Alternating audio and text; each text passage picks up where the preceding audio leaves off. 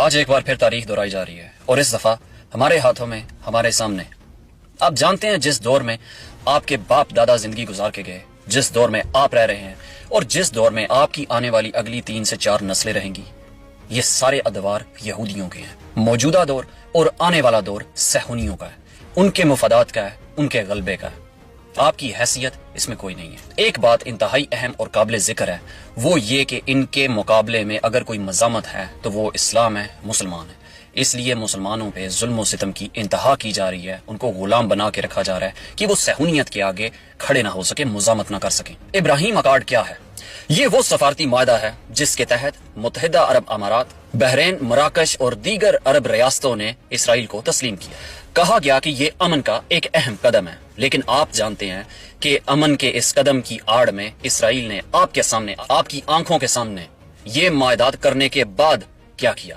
غزہ میں فلسطینیوں کی نسل کشی آج بھی جاری ہے۔ کیا یہ معاہدات ہونے کے بعد، اسلامی ریاستوں کے اسرائیل کو تسلیم کرنے کے بعد کسی قسم کا امن عمل میں آیا؟ لیکن یہ سچ ہے کہ یہ ایک ایسا سودا ہے جس میں فلسطینیوں کا لہو، مسجد اقصی کی حرمت اور مسلم ممالک کا ضمیر گروی رکھ دیا گیا۔ اب سوال یہ ہے کہ پاکستان کدھر کھڑا ہے؟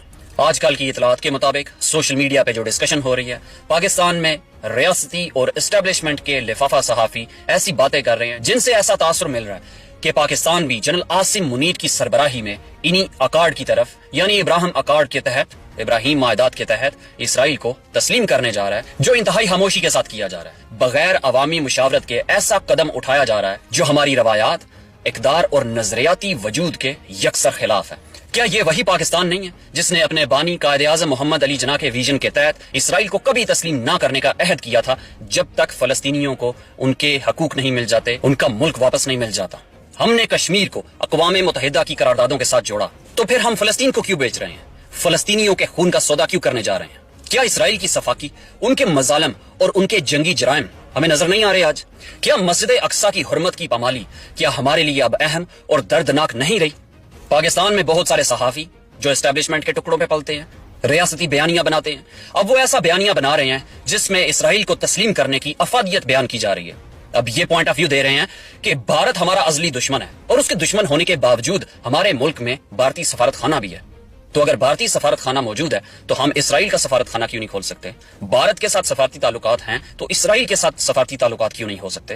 یہ جواز پیش کیا جا رہا ہے۔ یہ جو تجارتی مفادات اور امن کو بحال کرنے کے نام پہ ضمیر بیچا جا رہا ہے، اور یہ جو بیچ رہے ہیں یہ وہ سوداگر ہیں جو کل پورے ملک کو نیلام کر کے رکھ دیں گے، پاکستان کو، پاکستان کی قوم کو، پاکستان کے وسائل کو بیچ دیں گے، ان کا بھی سودا کر دیں گے، جو آپ نے دیکھا ہے آلریڈی کر چکے ہوئے ہیں۔ لیکن آج کے دور میں، سوشل میڈیا کے دور میں، پاکستان کی عوام سے کچھ نہیں چھپایا جا سکتا۔ ہم سب کچھ بخوبی جانتے ہیں، ہم سب کچھ دیکھ رہے ہیں، اور ہم خاموش نہیں رہیں گے۔ پاکستان کی عوام خاموش نہیں رہے گی۔ اسلام کے نام پہ بننے والا ملک، جس کے بانی قائد اعظم محمد علی جناح، جنہوں نے اسرائیل کے وجود کی مخالفت کی تھی، ان کے نظریے کے تحت ہمیں اسرائیل کو تسلیم کرنے کی کوئی ضرورت نہیں ہے جب تک فلسطینیوں کو ان کا حق نہیں مل جاتا، ان کی زمین ان کو واپس نہیں مل جاتی۔ پاکستانیوں کو فلسطین کے لیے انصاف چاہیے، ہمیں ابراہیم اکارڈ پہ دستخط نہیں چاہیے، بلکہ امت کی غیرت چاہیے۔ پاکستانیوں کو بحیثیت مسلمان امت کی غیرت چاہیے۔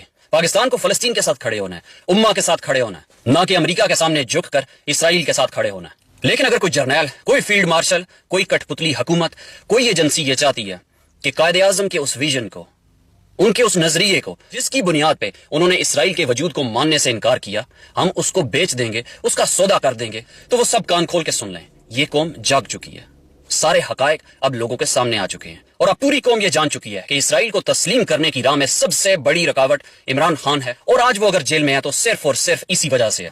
وہ ایک خوددار لیڈر، وہ اس ملک و قوم کا مخلص، امہ کو لیڈ کرنے کا حوصلہ رکھنے والا، کیپیسٹی رکھنے والا، مغرب کو قبول نہیں تھا، صہیونیوں کو قبول نہیں تھا، آج وہ جیل میں ہے۔ اس کو جیل میں رکھنے کا ذمہ دار عاصم منیر ہے، اور وہ کس کی ایما پہ کر رہا ہے یہ آپ سب جانتے ہیں۔ امریکہ کی ایما پہ کر رہا ہے، اسرائیل کی ایما پہ کر رہا ہے۔ پاکستان پائندہ باد، عمران خان زندہ باد۔